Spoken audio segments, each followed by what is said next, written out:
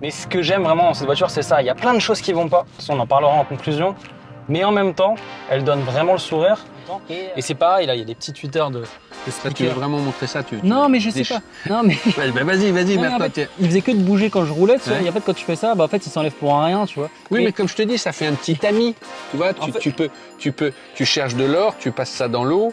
C'est très utile quand même. Qu'est-ce qu'il raconte? non, mais... Ben oui, tu n'as jamais été chercheur d'or en Ohio. Moi, j'ai été, moi. Véloce, c'est une finition ou c'est une électricité? C'est comme si c'était GTI. Ben voilà. Eh ben voilà, ça va. Donc Véloce, c'est comme si c'était GTI. C'est facile. Non, mais c'est comme si GTI, c'est comme si c'est GSE pour Opel. D'accord, Tu d'accord. veux qu'on commence comme ça? Tu veux comme ça? Allez, ça y est, c'est parti. On n'a rien fait. Non, mais on peut commencer comme ça Ouais. il voit un Ouais. petit peu les coulisses. Mais c'est vrai que l'intro, en fait, elle est basique. C'est que je suis allé en Italie, à Milan. J'ai vu des juniors partout. Je me suis dit, il faut qu'on l'essaye. Et je vais éternuer. Pardon. On peut le laisser. Mais c'est vrai que nous, on arrive après la bataille. Hein. Elle a 1 an et demi déjà, cette voiture, 2 ans. Bah, on l'avait fait effectivement avec Philippe Nemeth brièvement, Ouais. avec aussi l'Upsilon. Et on essaie des voitures toutes les semaines, on fait ce qu'on peut, mais elle était un petit peu passée sous les radars. Là, on est vraiment sur le très haut de gamme de chez eux, avec la finition Veloce en électrique. Donc on a Comme les GTI. quoi. comme les GTI, comme GSE. Moi, j'ai essayé le Mocha GSE, qui est la petite cousine sur circuit, donc je connais bien la plateforme. Et ben, je sais pas, dites-nous en commentaire ce que vous en pensez. Je sais pas, je trouve qu'elle est jolie, c'est une belle voiture en fait. Mais- Quand je la voyais en Italie en tant que gendarme, en tant que voiture de police, où il y a plein de gens qui avaient cette voiture, je me suis dit, ah, il se passe quand même un truc. Alors, ils sont fiers forcément aussi, les Italiens. Mais je me suis dit, il faut qu'on l'essaye, il faut qu'on prenne un peu le temps avec cette voiture. Et même si, enfin, vous le savez, moi, je suis pas extrêmement fan des SUV, ben, c'est un joli petit SUV. Et tu vois, en termes de taille, c'est intéressant, c'est plus petit qu'un 2008, on a 4,16 m. Donc voilà, c'est petit, hein, c'est une petite voiture. Hein. On a la fameuse batterie Stellantis de 54 kWh, donc ça fait 51 kWh utile. Ils ont changé les suspensions, ils ont changé aussi au niveau des barres anti-rapprochement, les barres anti-roulis, ça a été modifié, le châssis a été travaillé. Alors vous allez voir, c'est quand même assez ferme, mais en même temps, ça permet d'avoir une voiture un peu sympa. Il y a un Torsen, on a 280 chevaux, on a des freins gigantesques là de 280 mm. Là, vraiment, ils ont tout mis pour que ce soit une voiture qui donne le sourire. En micro-tour, hein, mais ça reste une voiture du quotidien. On a 400 litres. Et ce qui est intéressant, c'est qu'il y a presque 3 planchers. Donc, tu as celui-là qui peut être totalement plat.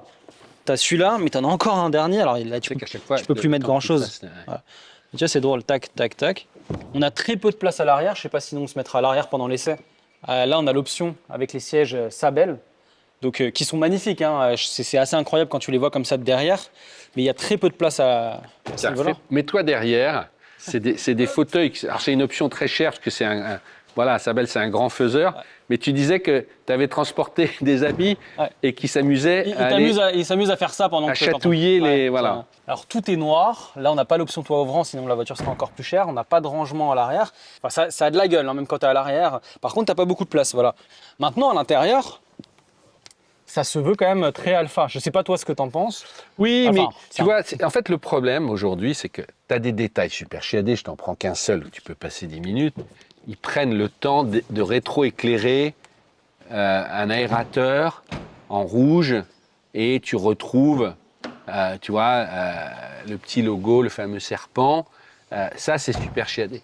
Et puis après, paf, tu dis, ah ben tiens, on retrouve la console que j'ai sur une Opel ou que j'ai sur ma C5X. Alors, à ce niveau-là, tu deviens exigeant. Et puis en même temps, tu dis, ah ben oui, ils ont fait un très beau logo là qui est chouette. Le pire et le meilleur, je trouve que c'est une très bonne image de ce que tu dis. Les fauteuils sont splendides. Ce que je t'ai dit en off, parce que j'ai roulé avec ce week-end. Et cette voiture, il y a le meilleur et le pire qui se côtoient, qui se tutoient un peu tout le temps. Joli. Là, on a de l'Alcantara. On en a un petit peu aussi ici, tu vois. Et pareil, tu auras envie d'avoir, c'est possible aujourd'hui, tu vois, des vrais fûts un peu arrondis sur l'écran. Bah non, tu as un écran, on voit vraiment la dalle. Donc c'est un grand mélange. Mais en même temps, bah en fait, dès que tu roules avec, elle te file le smile, quoi. On l'essaiera tout à l'heure. On va quand même demander à Philippe de nous parler un peu du style et du design de la voiture. On va le chercher.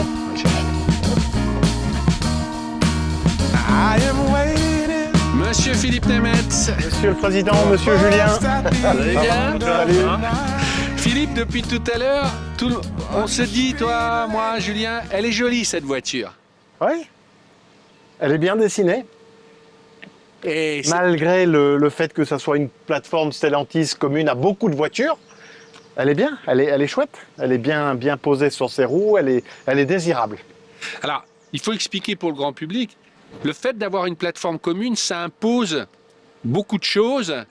Effectivement, c'est plus dur parce qu'on a une contrainte d'une architecture sur laquelle on ne peut pas beaucoup bouger d'éléments. C'est pas nouveau, hein, le partage de plateformes, mais Stellantis l'a vraiment déployé, utilisé de façon industrielle, entre guillemets, et ce qui a tout son sens économique. Alors, c'est ça qui est génial. Comment, effectivement, avec la même base, on peut faire des choses totalement différentes. À nouveau, on parlait d'Avenger de 2008. Les designers ont demandé si on peut avoir des voies un peu plus larges. Donc, cette voiture a des voies, donc la largeur de l'essieu un petit peu plus large, ce qui permet d'avoir la voiture mieux posée. En plus, sur ce modèle, sur cette version, il y a des jambes de très grand diamètre. Donc déjà, la voiture est extrêmement bien assise. Le stance, la prestance de la voiture, c'est remarquablement bien fait. Les designers voulaient qu'à l'intérieur de la voiture, on voit l'extérieur. Et en fait, le bosselage du capot, c'est quelque chose de très, très agréable. Et là, le galbe, en fait, tu le vois de l'intérieur. Et ça contribue, ça participe complètement au côté jouissif d'avoir une voiture qui en impose, qui a un peu de gueule, qui a un peu de... Alors, le travail de ce galbe, là, tu vois, c'est très creusé ici. En fait, ça englobe pratiquement visuellement le passage de roue. Tu vas me dire, mais le passage de roue, il est là. Oui, mais il y a tout ce volume qui est comme si c'était presque des ailes séparées. Tu vois, ce creuset, il englobe vraiment, et donc en fait, il renforce le côté roue très à l'extérieur, très, très bien posé. Et donc ça, ce travail, il n'est pas du tout innocent. D'avoir ce creuset très marqué, ça renforce les roues qui sont de grand diamètre, très à l'extérieur. Je vais poser une question un peu bête, hein, mais quand on voit la calandre, et vous la voyez aussi sur la caméra juste ici, est-ce que c'est une vraie Alfa Romeo ? Alors, toutes les Alfa Romeo n'avaient pas un énorme scudetto comme ça. Là, ils sont allés fort. Ils sont allés fort. C'est un peu caricatural, un peu exagéré, mais ça permet tout de suite l'identifier. Il n'y a pas une seule autre voiture, effectivement, avec ce museau. Il y a un travail avec les feux. Les 3 feux qui sont des clins d'œil à différents modèles, au SZ notamment, qui avaient ces 3 feux de chaque côté. Donc évidemment traités ici de façon moderne, mais c'est des clins d'œil à un carrossier très fort, Zagato, qui a eu collaboré de nombreuses fois avec Alfa et qui a créé, contribué à créer parmi les Alfa les plus mythiques. Alors sur le profil, il y a également un travail. J'en parle tout le temps, mais c'est toujours la même chose. Comment on va effectivement visuellement rendre la voiture plus ou moins dynamique. On va travailler sur effectivement cette ligne de caisse. On va travailler sur le galbé, le sculpté. Tu vois cette nervure là qui est assez marquée. Elle est très inclinée. Donc en fait, le bas de caisse, on va pas trop le lire. On va effectivement avoir une section un petit peu pas aussi massive que si cette ligne était plus basse. Donc ça, c'est un jeu classique de tous les designs. Bien évidemment, le toit sérigraphié noir permet d'avoir une lecture de la voiture assez différente. Si toute la partie supérieure était en rouge, la voiture aurait l'air assurément moins dynamique. Elle aurait l'air plus pataude, elle aurait pas cette espèce de légèreté. Ici, ce qui est remarquable en parlant de jeu, et Alejandro Mesonero le parle, tu vois, tu as une vitre arrière en trapèze qui est assez inhabituelle, ce qui permet en fait d'avoir cette partie très large, d'élargir visuellement la voiture et surtout d'avoir cette partie couleur caisse, donc qui donne du galbe. Et il y a presque un petit effet propulsif. Propulsif, c'est comme si c'était une propulsion. Tu vois, le fait que l'aile, elle vienne, donc tu la lis, la lecture va jusque-là. Et c'est chouette. À nouveau, cette partie serait en noir, elle aurait l'air beaucoup moins, je dirais, moins assise sur ses roues. Donc ça fait partie intégrante du design. Alors à l'arrière, il y a l'inspiration des coda tronca, des queues tronquées, qui étaient en fait après les duettos. Les duettos, c'est l'aile de sèche. Ouais. En fait, cet arrière avec ce galbe négatif, c'était pour des raisons aérodynamiques. Le fait d'avoir ce feu-là, il est très à l'extérieur, il élargit. Il y a vraiment ce travail, souvent j'en parle, ce travail graphique à nouveau, on mettrait le noir jusque là, un peu. On joue avec les proportions. Ce qu'on voulait, ce que les Iraniens ont voulu avec cette voiture, c'est de la rendre large. Et le fait d'avoir aussi cette coupe-là, ça élargit la voiture visuellement. D'avoir Alfa Romeo écrite en toutes lettres, et ça, les designers l'expliquent très bien. Quand tu es en circulation, tu es derrière, tu es dans ta voiture, tu peux pas le rater. Et Alfa, sans doute, est sans doute le constructeur qui a la plus jolie police de caractère. Dernière question, tu disais Alpha SZ devant, Skoda 30K derrière. Est-ce qu'il y a d'autres clins d'œil à des modèles? Alors, à l'intérieur. Ah, alors montre-nous. À l'intérieur, il y a la longue vue. C'est Cano collier. La longue vue, c'est ça?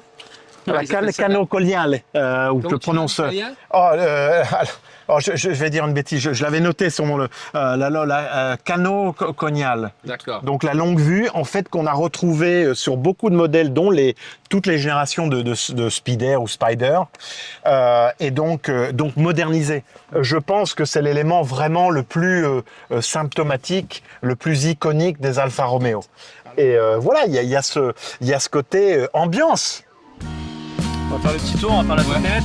Ouais.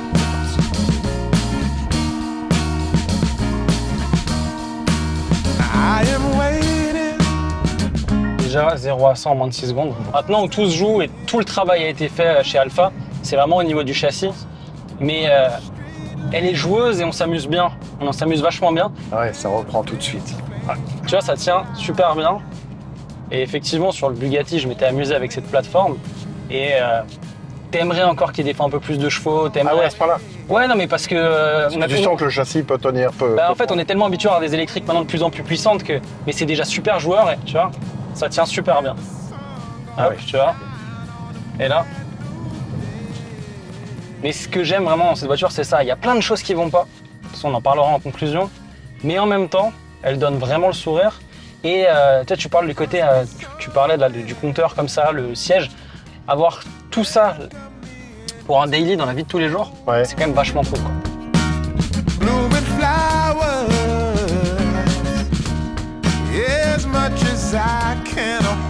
Là, on fait un peu d'autoroute.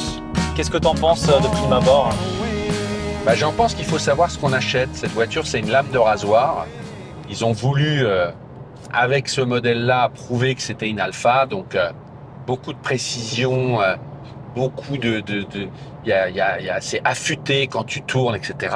La contrepartie, c'est que c'est un noyau de pêche. Dès que tu as un petit rebond, tu sautes. Les fauteuils sont très enveloppés. Donc, ceux qui aiment la conduite sportive, et tenue, etc., seront ravis.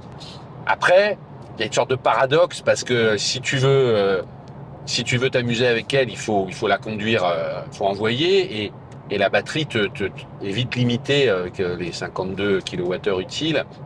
Donc c'est une voiture qui a le cul entre deux chaises et c'est ça qui est super compliqué, c'est que elle est super mimi, mais elle est super chère et elle n'est pas à niveau pour tout un tas de raisons, à la fois sur le software et justement à la fois sur son exploitation. Donc mais c'est trop disparate.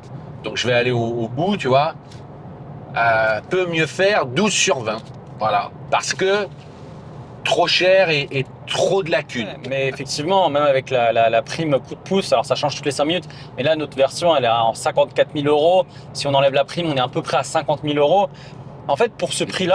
C'est délire. Quelqu'un qui achète ça, il faut vraiment qu'il soit bien picousé, ou en tout cas dans cette version-là. Mais bon, c'est à toi qu'il faut demander, parce que toi, tu l'aimes malgré tout. C'est ça qui est intéressant. Non, mais alors pas à ce prix-là. Mais on se l'est dit, en fait, quand elle va tomber en occasion, je pourrais retomber amoureux de cette voiture. Mais là, à ce prix-là, avec toutes ces petites lacunes, c'est compliqué objectivement de dire je vais acheter cette voiture ou la conseiller à quelqu'un. Pareil en termes d'autonomie. Sur autoroute, très vite, vous arrivez sur des 20 kWh. Vous tablez sur des bons 200 km dans ces eaux-là. Et en mixte, même en faisant très très attention, là, moi, ma consommation, elle est à 16 kWh en mixte. Là, vous pouvez tabler, encore une fois, il faut être fort, hein, entre 280 et 300 km. C'est pas beaucoup, quoi. Donc, faut aussi prendre ça en compte. C'est une voiture qui est assez énergivore de par le côté veloce, quoi. Maintenant, on va voir. Encore une fois, vous savez, c'est la fameuse batterie de 55 kWh, 51 utile. Elle prend théoriquement 100 kW. J'ai déjà fait quelques recharges, j'ai jamais réussi moi à faire 100 kW. Après, encore une fois, ça dépend de tellement de choses, mais on va aller la recharger direction Total Energy. C'est parti.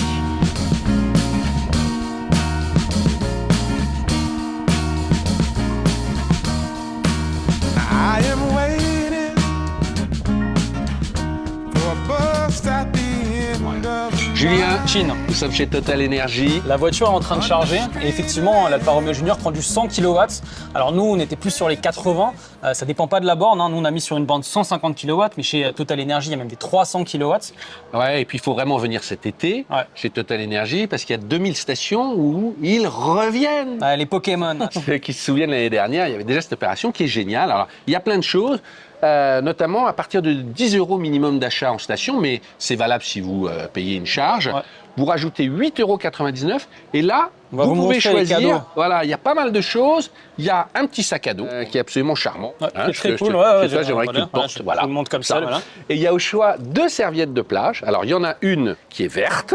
Voilà, que je te déplie. C'est bien, c'est vraiment les Pokémon de base. Ouais, pour ceux qui ont la référence des gens des années 90-2000, c'est les Pokémon de base. Là, vous avez le petit Mew et le petit Pikachu qui est juste ici.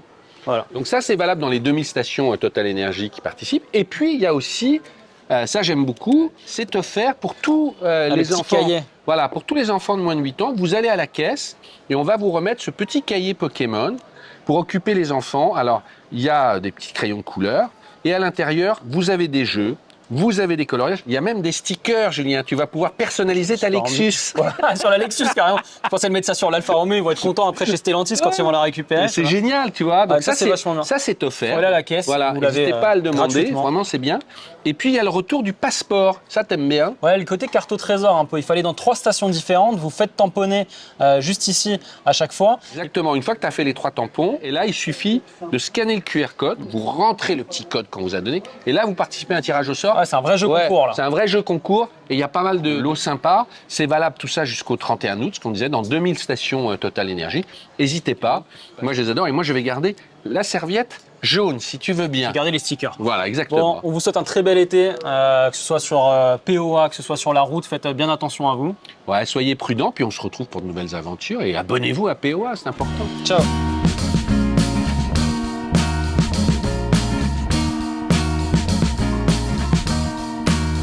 I am waiting for a bus at the end of the night on the street lamp.